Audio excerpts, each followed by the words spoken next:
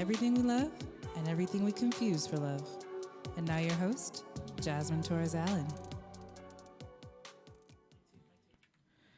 Good morning, Nashua. How are we doing today? I hope that you are doing well.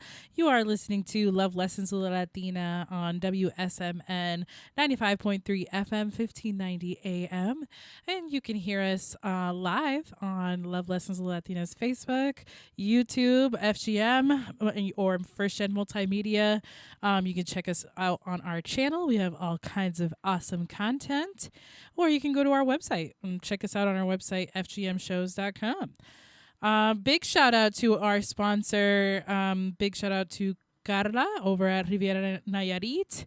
Thank you for being a wonderful Latina entrepreneur who, honestly, she's amazing. She's rocking it. She has Riviera Nayarit here in Nashua, and then she has Mi Jalisco out in Manchester. Absolutely. Yeah. So Thursday nights they have karaoke, and it's amazing. It's a lot of fun. The drinks are amazing. The service is good, and it's authentic Mexican food. So try them out. You know, they're on 116 West Pearl Street here in Nashua, and Mi Jalisco up in Manchester. So support your Latina entrepreneurs. From a Latina entrepreneur. That's right. Let's go. Let's go. What's today's topic, Jess? Ooh, you guys ready? I was feeling a little funky about this topic because, you know, it's tough because there's lots of different versions of forgiveness, because we're going to talk about forgiveness today, right? Lots of different versions of forgiveness and different scenarios in which forgiveness plays, you know, a role. And so I was thinking, I was like, how am I going to approach this topic? It's so vast. It's so broad. You can do forgiveness on abuse and forgiveness in relationships and forgiveness in family matters. There's so much. There's too much. So I was like, I'm just going to condense it a little bit, kind of like what I did with grief and guilt, right? When we talked about grief and guilt last week, you know, just kind of focus in on some of the things that I've worked on and what's worked for me and what I've learned in my own process of forgiveness. And who else do we have on the building today? That's Who do right. we have in the studio? We have a surprise guest. I'm actually, as a board operator here for your show and as your producer, I'm surrounded by a lot of entrepreneurial women right now. That's right. We have, marketing and media and advertising. We have the CMO. Megan Velasquez is in the building. We have Erica Davis McIntyre, which is another entrepreneur in her own, and they're here to join the show to be able to kind of bring a lot of perspective. Bring a little different perspective, and I love it. I'm excited. I always love having Erica on, in the building because amazing. Yeah, you know, she always brings an insight that sometimes I just don't see, and so it's nice to have some. Well, forgiveness is everything. Yeah, this is the building block. Mm-hmm. And honestly, it's actually not broad. It's actually really simple. Because forgiveness across the board is the same, no matter what arena it's in. Yeah, you know, I was thinking the same way, Erica, but, you know, there were a lot of people that challenged me on the simplicity of forgiveness. And I'm going to challenge you guys. You know, it's the challenge of forgiveness because people are like, well, Jasmine, how can you forgive this? And how can you forgive that? And they'll always come up with like a scenario in which it's hard to come up with forgiveness, right? And so I'm going to do a little bit what I did last week, which is define forgiveness. What is forgiveness? Forgiveness can lead to feelings of misunderstanding, a lack of empathy, compassion for people who might have hurt you or done something against you. Maybe there wasn't a boundary that was communicated, and so or maybe they don't even know that they're hurting you. Yeah, exactly. So, you know, forgiveness is the act of being able to let that stuff go. Now, that is, I know you said it was simple, but for some people, that can be really, really challenging. And so something that I kind of learned was in my process of forgiveness, because I was like, oh, this topic is going to be painful, because I was like, there's still people that I feel like I haven't gotten around to forgiveness. And so a lot of the times we think in terms of like we have to forgive the person, but we forget to like forgive like ourselves in the situation too. Right. You know what I mean? There's a lot that goes with this, right? Well, here's the deal. Forgiveness is really not about the other person. Mm-hmm. Forgiveness is really about you. Hey. Because here's the reality. You not forgiving is like you drinking poison and expecting that other person to drop down dead. Doesn't matter how much poison you drink, they're not going to die. Right. It doesn't directly affect them. Doesn't affect them. Yeah. They don't care. Right. So in some instances, they may never know that you've actually forgiven that person. But what it comes down to your peace. Right. It comes down to how you're living. It comes down at the end of the day, you can sleep and you can sleep well. So that's why I say it's actually simple, because it all boils down to you. There's a great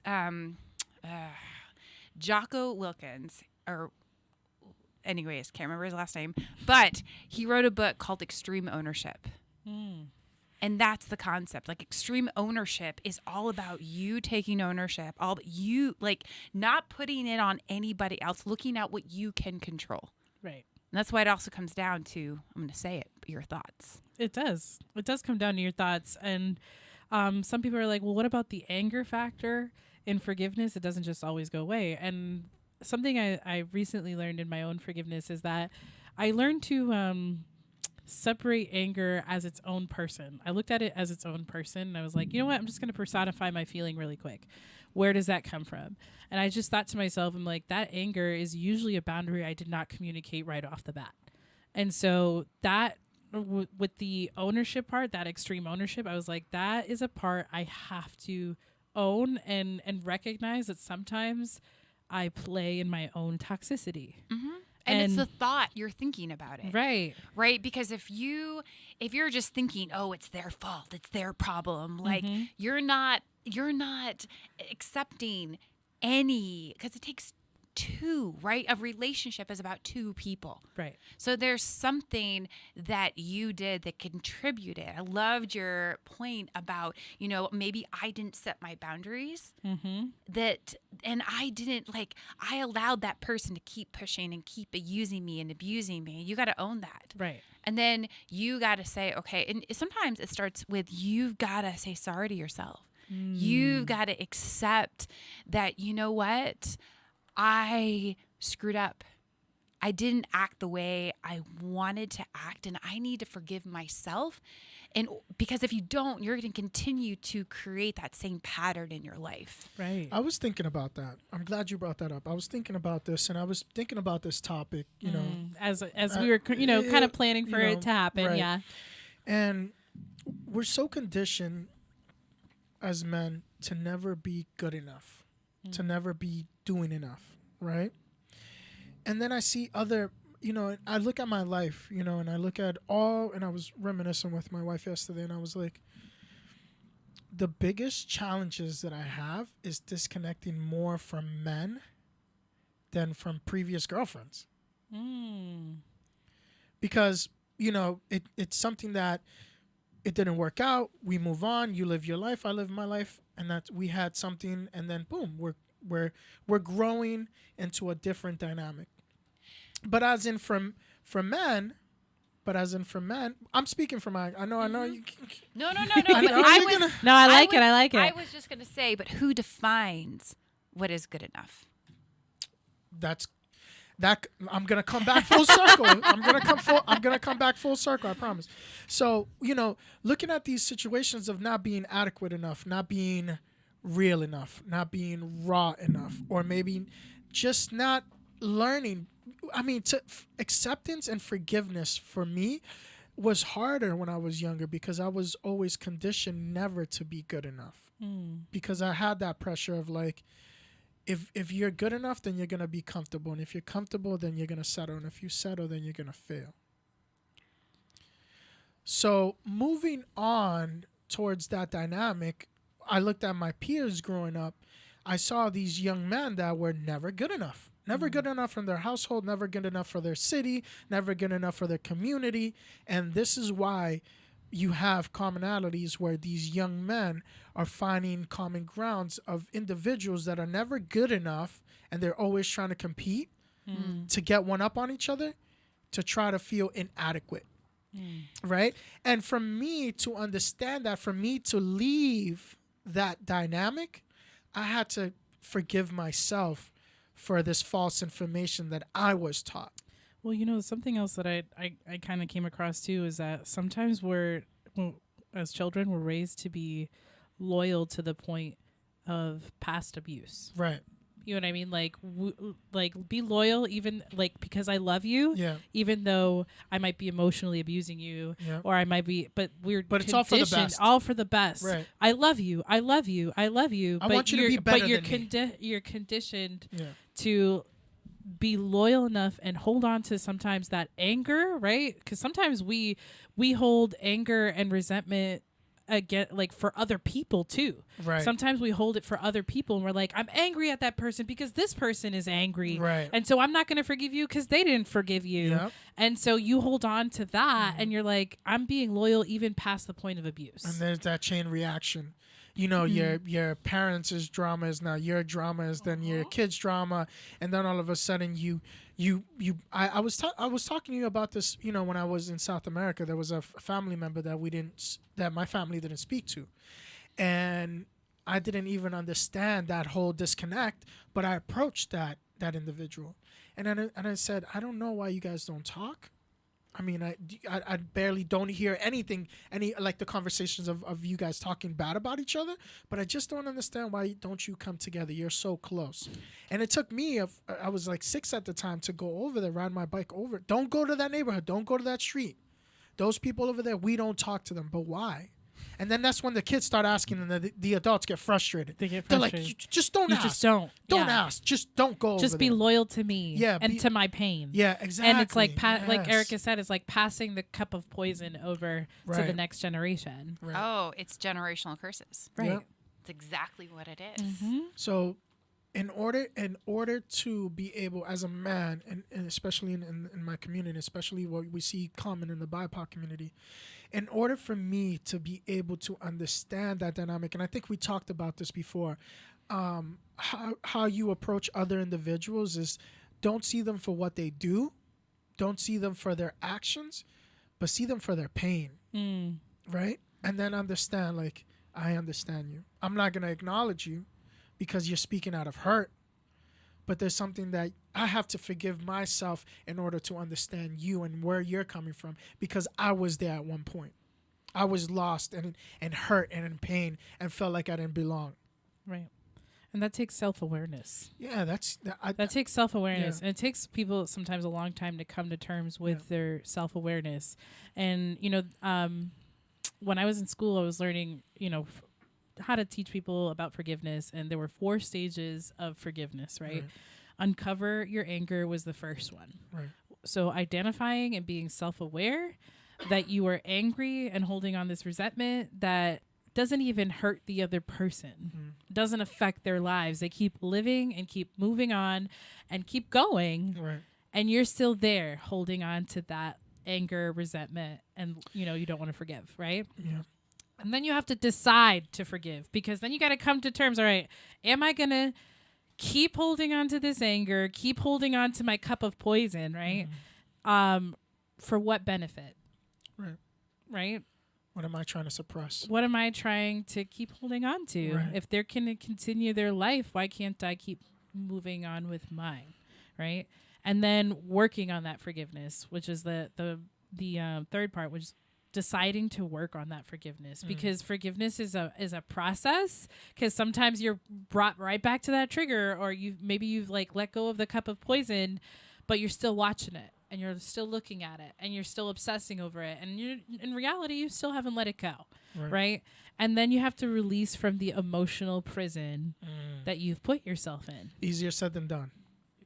A lot easier said than done. Easier said than A done. lot easier said than done. I mean, and I'm up here, like, I'm sharing my emotions and my healing process, but I gotta constantly remind me every day, because the same pride from my culture, the same pride and ego that just submerges out and just wants to, what did you say about me? What did you just do? That's affecting me or mine. That I can easily just rage out. But then I look at myself and I'm like, how many of my family members, my male role models, have ever told me, like, if I ever come home with a black eye, how does that other person look? How many of our in our community how does the other person look? Is he worse than you? What did you do back to them? Exactly. Did you attack them worse to be able to protect? Is that another way of just sheltering yourself and protecting your emotions from being vulnerable? Are we not okay with being vulnerable enough to say we're in pain? Well, anger can be destructive, but anger could also be an alert to your body that a boundary has been crossed. And so being able to confront that angry person, and that's why I say, like, I personify my anger and I make it a person outside of myself, because then it means that I can confront that anger and use it in a constructive way rather than a destructive way. Because what is that anger telling me? It's going to tell me the boundaries that I had that I didn't communicate, maybe, or that I even had those boundaries, because sometimes we don't even create those boundaries. And then we realize afterwards when that boundary is crossed, like, oh man, that's a boundary I didn't realize I had. So that's why I personify the anger, because the anger will alert me to the fact that there is a boundary that I need to establish. I got a quick question. How come we're always apologizing and not forgiving?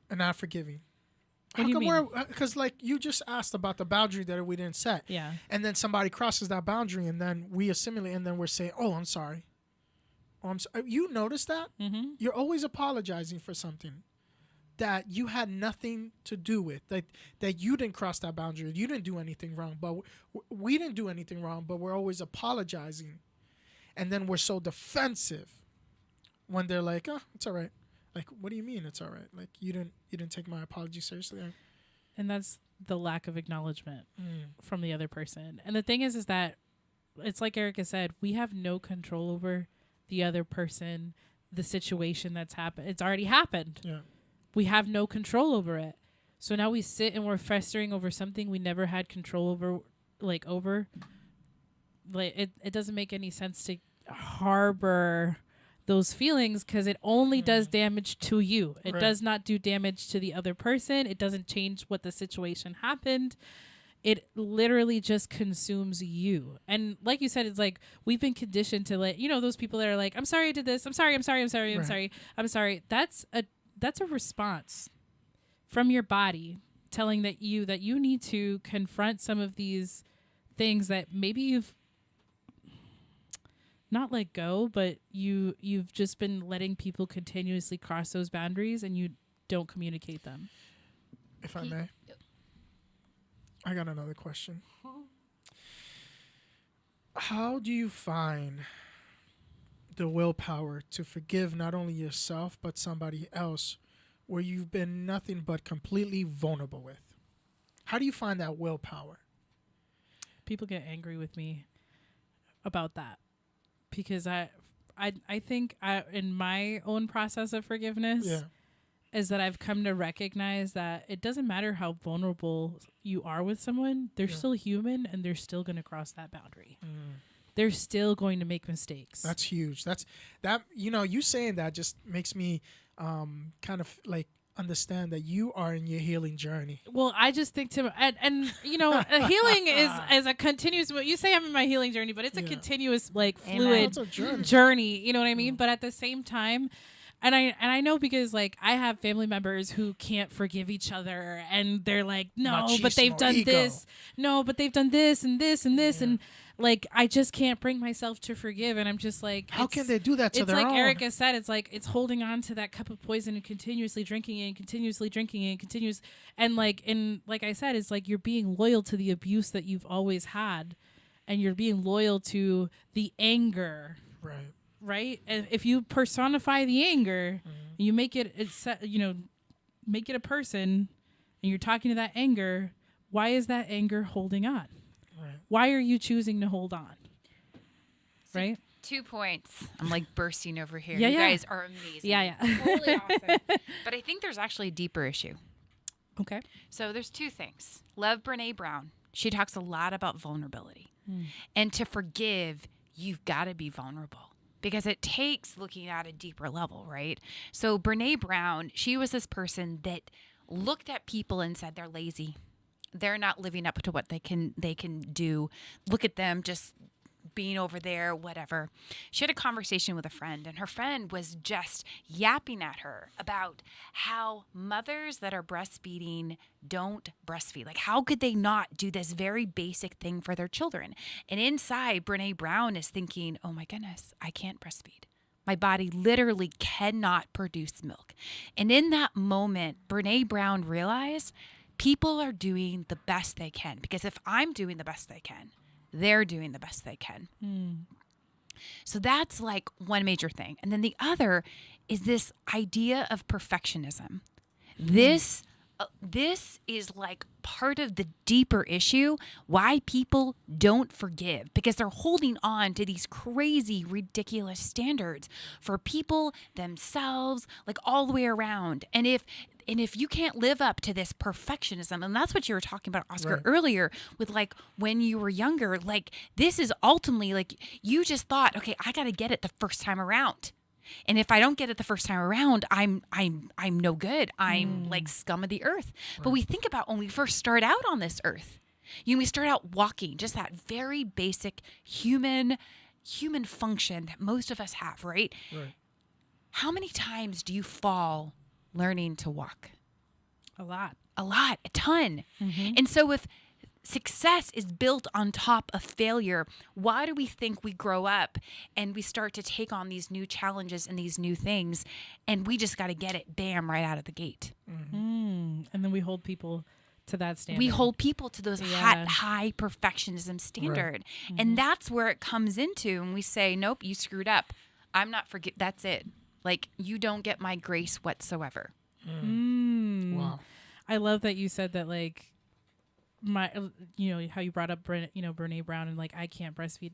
I think to myself that not everybody has the tools in the moment to deal with whatever that situation might be happening where you might require forgiveness. Right. And so it's like you said, it's like everybody's doing their best with what they have at the moment, given the moment. And those set expectations. Well, you set those like we ourselves, we set those expectations. And if that person doesn't meet that expectation or they betray us or they do something towards us, then we're like, nope, that's it. No forgiveness. If I can do it, you can do it too. And even though I have these tools in my belt, but you might not have those tools in your belt. So yeah. And I love that. Your emotional restraint could be a little bit stronger than mine.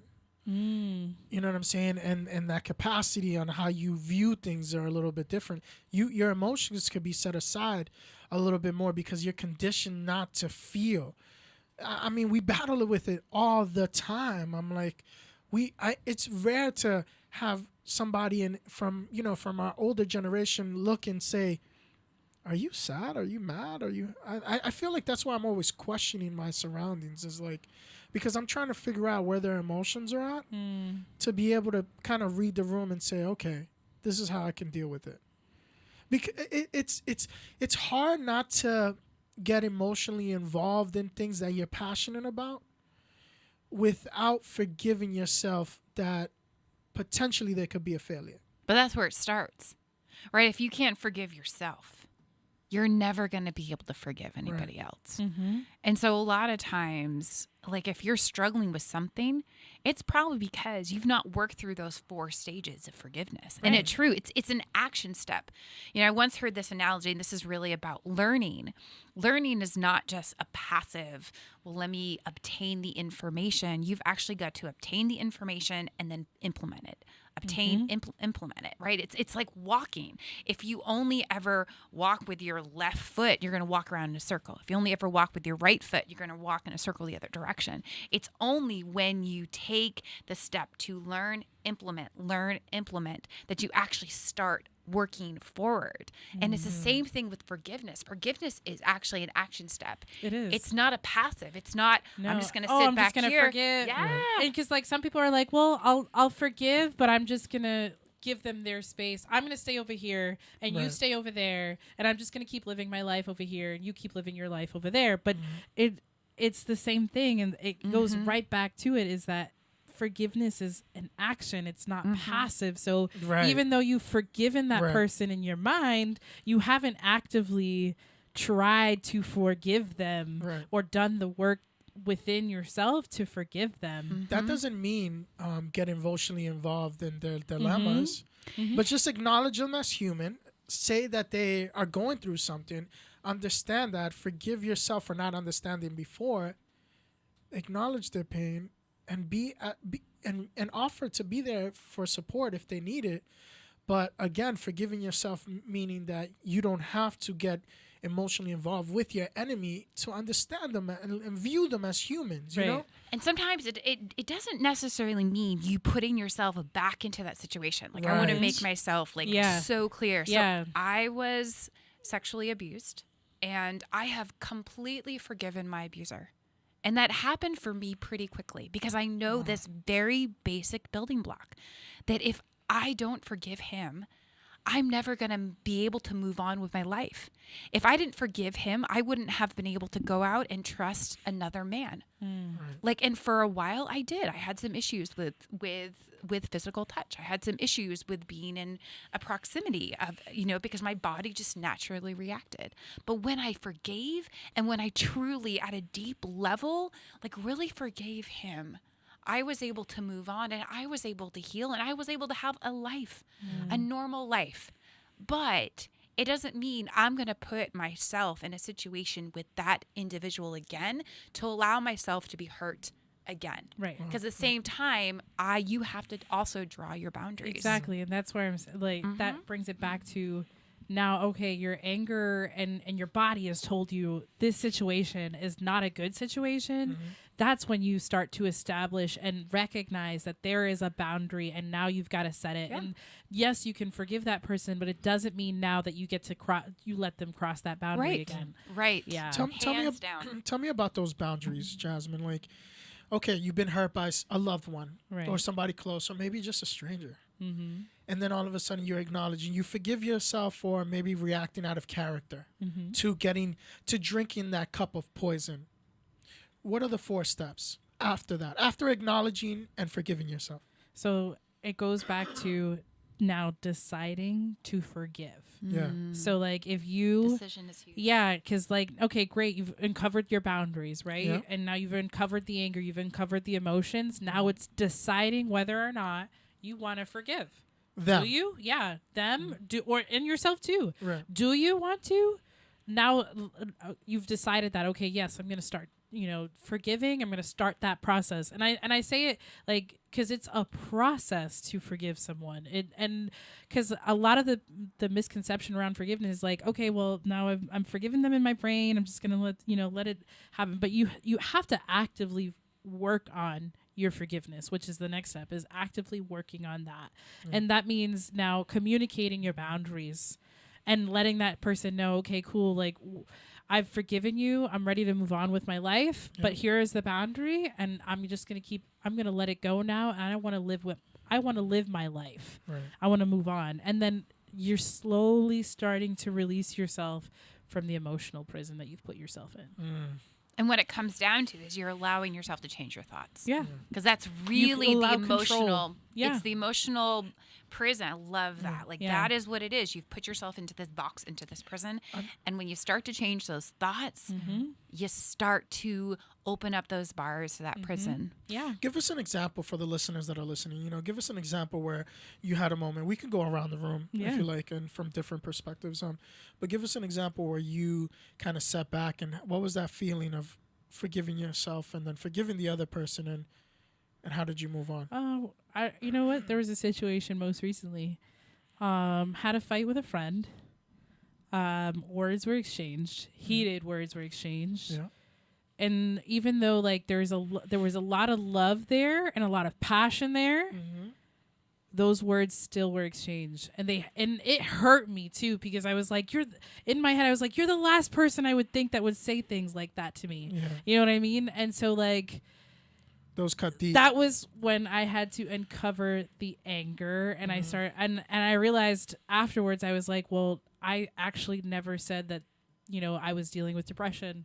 I never actually said that I'm dealing with this at home. So how can I hold that person now accountable, for the action, those words against me, when I never did an exchange, never explained myself. So I had to step back and realize, okay, I'm really angry about these words, but where did they come from? Right. And because like when you think about it, like you don't just automatically come to the situation and boom, it happens. It's a buildup, right? Like especially if you're having an argument or you're fighting with someone, it's a slow buildup. So I say it goes back and it goes further back. So you have to kind of go a little bit further back when you're in an argument with someone or you're fighting with someone. Where did it actually start? And then start from there. Like where did the emotion start to trickle in? Right. And then afterwards, I was like, okay, I can't let these person's words control my actions, because that was something that I was doing. I was like, and for some reason, their words just kept playing over in my head. In my head, it was like a hamster wheel, and I couldn't stop thinking about it. And it was bringing me down. And I realized, I was like, it's me. I'm doing it to myself. They're not even telling me those words anymore. Right. You know what I mean? Like, I'm doing it to myself. So I was like, at some point I have to let that go. That energy is a prisoner. It is. And it can also make you physically sick. I am a big believer in like sometimes your own emotions and your stress will literally make you physically sick. Erica will say it's part of your gut health. If you sometimes it could be butterflies, or sometimes it could be a little bit of that animosity. Yeah. 90% of your mood enhancing hormones live in your gut, people. That's right. That's why I say, like, when you're stressed out, like, and you're like, I've got stomach issues, I'm bloating, and I'm like, have you checked your stress lately? You know what I mean? Has that played a role in your life? Or it could be food poisoning or a stomach bug. And we're not saying every go check your mental state. Yes, but also go see a physician too. Exactly, okay? Go see a doctor too. But some people are like, I deal with continuous like chronic issues, and I'm like, have you thought about maybe stress playing a factor? Because stress can, if you look it up, stress can blind you. You know what I mean? Like it can actually do that. I've been in rages. I've been in a rage. In a quiet storm, I call it, inside my head. I've been in a quiet storm rage in situations where, significant others or maybe family members or, just completely strangers will come at me and here you are, you're trying to do what's best for you and your community. And sometimes you have, the naysayers. You have like maybe one or two out there in the world. It's part of life, And then I want to do everything in my power to destroy. Honestly, anger can be destructive, right? And definitely because I come from a background of anger. Like I see it in my house. I grew up with it. Like, I just don't take anything from nobody and destroy. Then I had to change that mentality, and just like understand where that anger is really brewing from. And then honestly, like going back to what you said, Jasmine, of like acknowledging that, God, that was a sense of peace. That peace of mind, I started floating, not walking. And just like, I'm in control here. And to understand those emotional thoughts and that power and that psychological movement and strategic way of how like you're balancing yourself, man, that's powerful. So I kudos to you ladies for, finding those moments, because it's a constant reminder. It's not an everyday, yes, peace, inner peace. And some of us were raised to be like fighters. Yeah. You know what I mean? Like absolutely. some of us, like in our lives, we're taught to be fighters. So sometimes we hold on to anger and resentment because it's all we've ever known. Yeah. Or we know that like if I don't fight for this anger and resentment, or like if I don't fight like to hold on to this anger, then I give up and I'm weak. I want that forgiveness and blood. If sometimes it's if I forgive, then I'm weak and I'm letting it happen all over again. You know what I mean? Yes. Yeah. And that's not always the case. Just because you choose forgiveness doesn't mean you're weak. Doesn't mean you're not a fighter. Before growing up in Brooklyn and like, hey, somebody try to rob, whatever the whole situation, get that forgiveness and blood. Mm-hmm. I was like, okay, that's a quick reaction, and I've been in the both sides of forgiveness, on the violent side and in the most pure, passionate, understanding, calm side. And I always pick the pure, passionate, understanding side over, because at the end of the day, you get that guilt. And it starts with your family, with your parents. Have you ever got spanked, Jasmine? Have you ever got spanked growing up as a kid? And then your parents come a couple of minutes No later comment and say, in case they're listening. DCYF won't come. Yeah. You're grown now. No, but I'm saying, have you ever done that and then all of a sudden gone back and say, I'm terribly sorry. That is not me. Well, I think about it with my own daughter now. There's a lot of things that I have to now unlearn Oof. Yeah, that I learned what was love growing up. that's growth. You know what I mean? Like, because You're breaking curses. You're Yeah. breaking those generational curses. right. And the thing is chains. that we learn our first moments with love come from our parents. So if our parents aren't, equipped Yeah. to teach us what love is really about, then we're going to learn their version of love. Or not even in their healing process. Right. Imagine, I see a lot of individuals that are not fully healed, that they just put this perception on social media that they're like, they got it all put together. They haven't gone through that journey of healing, this all exterior image. And then all of a sudden they bring another child to the world. And then that child's in pain. But you know what? It's not on us to look at that situation and determine whether or not they're healed. Oh, no.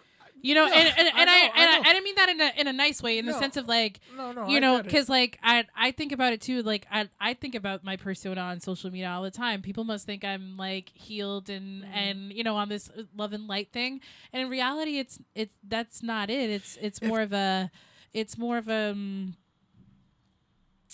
I want to share positivity with the world, and Right. sometimes that could be toxic. You know what I mean? Whoa, okay. I talk about toxic positivity all the time. Right. In the Explain sense that of to the listeners that don't know. toxic positivity is when you blast nothing but good stuff, that's happening to you in the world, or that like you wake up and you're like, good rising, and and you're like, conquer the day and conquer the world, and it's every day is that. Right. It almost feels like, for me personally, it's my own opinion, is like It's ingenuine. It's ingenuine in the sense of like, that's not human life. Human life is not every day. Let's get up, conquer the world. You know what's crazy? That people might have this perception about you Yes. on social media.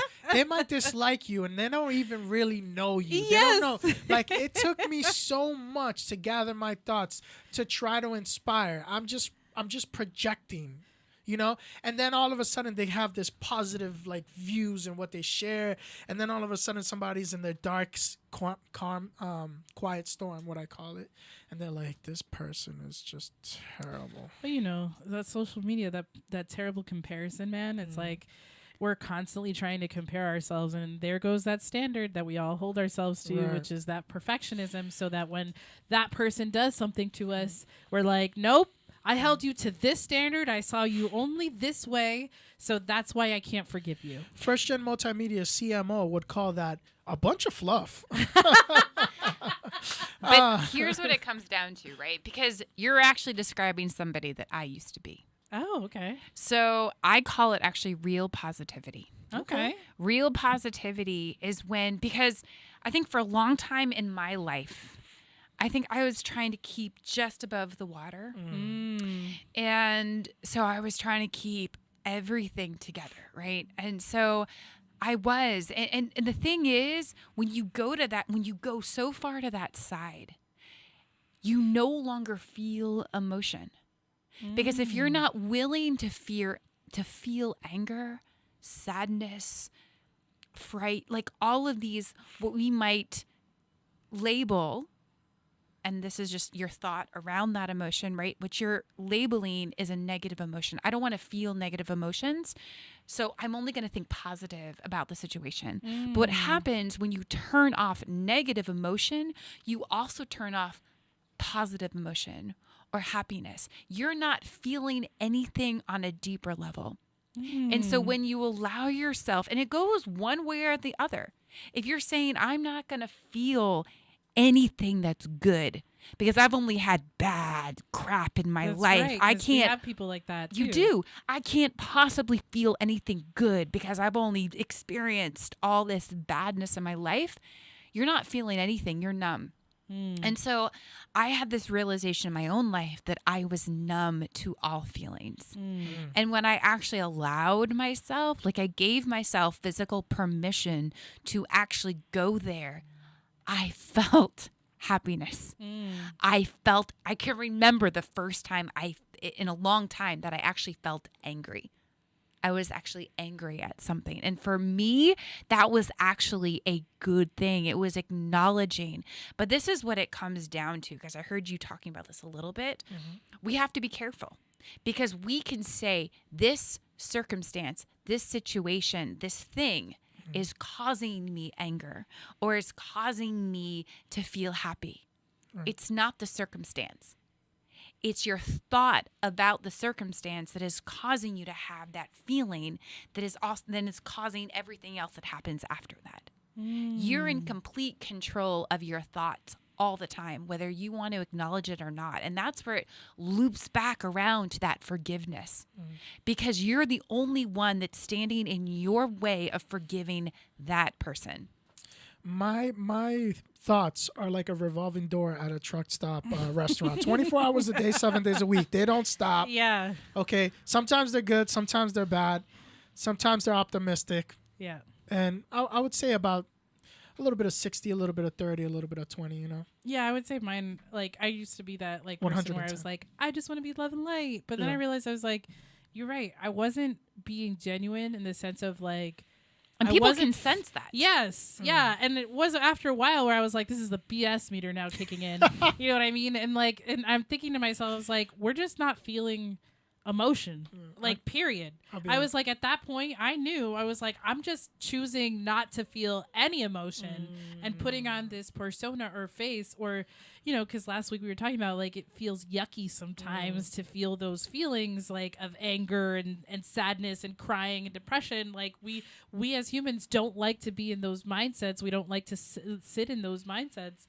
And you have feel to. them. And you have to. You have to sit. You have to sit. You have to feel all the feels. And this is why sometimes, like, especially as entrepreneurs, like we sit down to do work and we have all these other things that are like coming our way that we want to do instead of the thing that we know we need to do. You're right. Right? And it's so you just got to learn to sit with it, sit with the feelings, sit with the uncomfortable discomfort of what you're experiencing, because when you do that, that's when the world will open up to you. And okay. you know, Oh, so you guys are feeling the same thing. Great. As entrepreneurs, great. Because I thought it was just my ADHD. no, and you know Excuse. what? Like, and the thing is that like not everybody is able to sit with their feelings right away. Sometimes they don't have the tools in their tool belt to know how to do that. And like sometimes what they do is, you know, they go into like the deep breathing, you know, like, oh, I just got to do some meditation or I got to do this so I can like finally feel my feelings. And sometimes it doesn't work. Right. And I'm a big believer of like trying to figure out what works for your body the best to be able to like sit and understand your feelings. It might be art therapy. It might be dance. It might be, you know, it might be meditation where it works for you to be able to sit with your feelings and get it out somehow and like and confront it. Right. It's just when we buffer that's when it becomes wrong. Right. But instead of dealing with that thought, we turn to food. Or we turn to a Netflix binge, or we turn to a shopping spree, or we turn. Or not we that scroll I'm, through TikTok for hours. Scroll through. I'm gonna just think about this instead of this relationship over here that is causing me so much pain. Right. I want to numb that out, and I'm just gonna focus on what is gonna feel my feel goods, right? And not that not vilifying any of those things, because they're all in their place, they're all wonderful, and you need that. You need downtime. Sometimes you do, like, you know. Sometimes I think when we think about, like, let's say procrastination, right? If we're working on something, we think, oh, I can't, you know. Having that Netflix binge was terrible. Sometimes what you need is actually to have that downtime, to not think about the thing, to allow your brain to actually think about it in the background. And then when you sit down to it again, like all of this good content and creativeness like comes like just pouring through in that moment. And so procrastination is actually not bad in that moment, right? But it's when we are buffering. Right. It is when we are choosing to not look at that thing square in the eyes and say, okay, this is hard. Like I've been going through a really hard time, like the hardest time in my life that I have ever had. I've just been through over in these last like 4 months. And it's taken a lot of self-reflection. It's taken, I've cried a lot. In fact, funny moment, we were watching a movie the other night with my niece and my sister and my parents. And this one character in the show was crying a ton. And my niece turns to me. She says, Tia, she's just like you. And I said, what do you mean, Margaret? She cries just like you. And we all just like burst out laughing, right? But like, I've never allowed myself to just be in the pocket and just cry when I've needed to cry. And because I've given myself that permission, because I first started with self-forgiveness, I said, okay, I've got to own up to my part. I've got to own up to where I failed. Like, where did I go wrong before I could even look at that other person and what happened in that person's life and where it led us to where we are now. And because I've really sat there and sat with it, I have gone through so much healing, physical healing. You talk about stress and creating physical pain. Yeah. I had this knot in my shoulder that is almost completely gone. I've had hip pain forever and it's gone back and forth. I don't have that kind of pain anymore. You know, those things have only happened because I've done the work, because I've sat with it. And again, it looks different for everybody. It does. Yeah, Everybody. it does. But it starts there. It starts with you you just forgiving yourself, and it starts there at that. Before you could even forgive someone else, you first got to forgive yourself. And I was bringing back to, because like you were saying something about, you know, getting those thoughts out and confronting them. And I was just thinking to myself, I was like, we've been talking about this for a couple of weeks now, is, you know, working with your brain, especially with the procrastination part. You know, like, so where sometimes we do need that Netflix binge, or we do need to scroll through TikTok for a little bit, and like Without feeling guilty. Without feeling guilty, because like we hold ourselves to a productive, always having to be productive all the time, having to be the perfect mom, having to be the perfect wife, having to be the, you know, partner, whatever, like are always there holding yourself to a I have to produce standard. Right. And It's choices. it is. Right? Mel Robbins has said this. Mel Robbins is hilarious. And she was talking about, you know, it's all about choices. She's like, I do da da da da da da da. But when it comes to my body, I am choosing not to have 6-pack abs because I'm not willing to spend 6 hours in the gym because I'm doing all these other things. Right? Instead of saying, well, I can't have that. We got to be honest and say, I don't want that. That's not a part of my plan. Right. That's not a part of what I actually want because I'm focused over here. And it's the same thing in relationships. I mean, all of this comes back to the same core issues. Yeah. And it all comes back to the forgiveness. Like you said, it starts there. It always starts at the forgiveness level. You know, sometimes we're stuck on our everyday life. You know, we have a lot going on. And I want to take a moment to, you know, potentially just put it out there in the air. You know, whoever's listening, whoever, you know, because sometimes we have the people that are hurting the most that are watching us the most, right? So let's go around the room and take a moment to, you know, maybe somebody that may be watching and say, you know, what's your forgiveness to yourself and to them? Jasmine? Ooh, way to put me on the spot there. This is your show. I was not expecting that part. It's very unplanned. But yeah. But those are the best ones. Yes, it is one of the best ones, I think. And honestly, I've already come to forgive this person, actually. And it's still been an active like process for me. And how Erica said, it's all in my control of my thoughts. And eventually I just stopped letting those thoughts control me. And listen, I forgive that person. doesn't mean I forget. Because, like, you know, people are like, forgive and forget. No, it doesn't mean I forget. But now I've established the boundary. Now I have that boundary. And now I have an extra tool in my belt. So I'm also thankful for that person, too. And you Wow, can that's make growth. the choice to learn from it. Right. Right. And that every moment, every part in our life is all like, how can I learn from this to grow and be a better person? Exactly. And it also comes down to, don't you want to be forgiven? Mm-hmm. Like if you screw up, if you make a mistake, I would hope that someone would you make would that hope room. exactly that Mhm. someone would say, you know what? I know Jasmine. She's an awesome person. Mm-hmm. You know, this thing just happened. Exactly. And that's all sometimes you can hope for is that person's And able to that's- forgive back. And that's what I would say to the person that's listening. What about you? What about you, Erica? Who would I forgive? No, it don't doesn't have have to to be. say. You don't have to say Yeah. that person specifically, Yeah. but just put it out there. So maybe if they're listening, you know, Yeah, I forgive my husband. it's growth. Yeah. For me,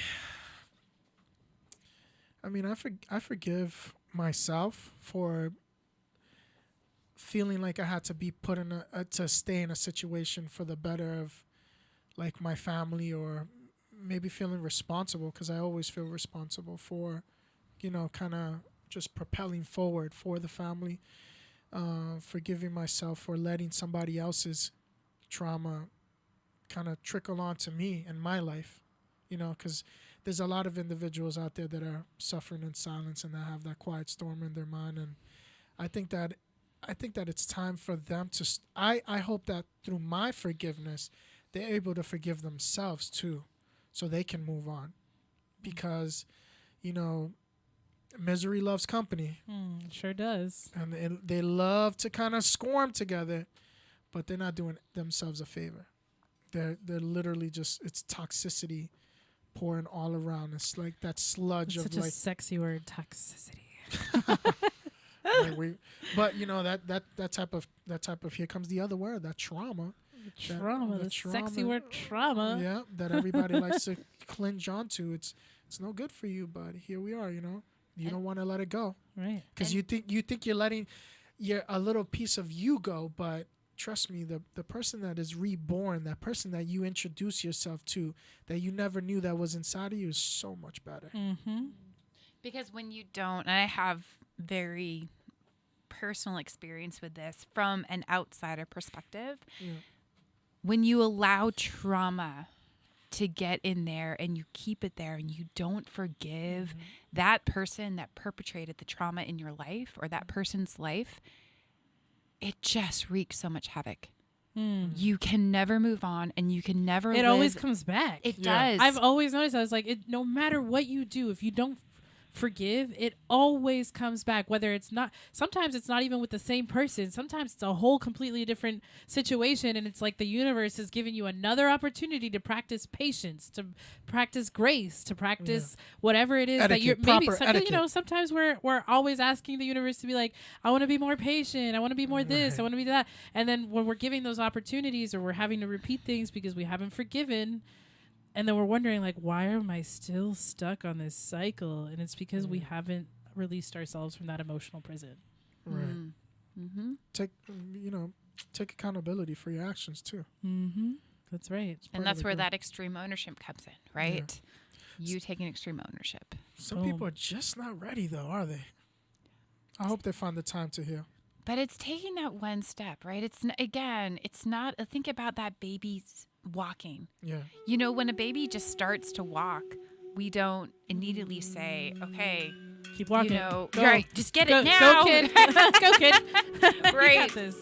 All right, guys. That was Love Lessons with Latina. Thank you, Erica, for being here. I know Erica it was a Davis surprise. McIntyre. I know. I love when she's here because it's just a good shakeup. Like, it's just another perspective. I love having you here. Thank you so much. So good. Yeah. So thank you to all of our sponsors, Riviera Nayarit, Mi Jalisco, Carla. Shout out to all the Latina entrepreneurs who are killing it out there. And I see you guys. I hope y'all see me, you know. For who she really is. Let's support each other. Let's keep pushing because we need more of us out there. So Absolutely. tune in next week. Next week is my birthday week, so Let's go. you know, let's do loving birthdays. Yeah. Ooh. Oh, okay. Ooh, okay. All right. So tune in next week at noon, Thursdays on 95.3 FM. Follow us on YouTube. WSMN 95.3 FM Nashua. Listen, watch, and stream at WSMN.live.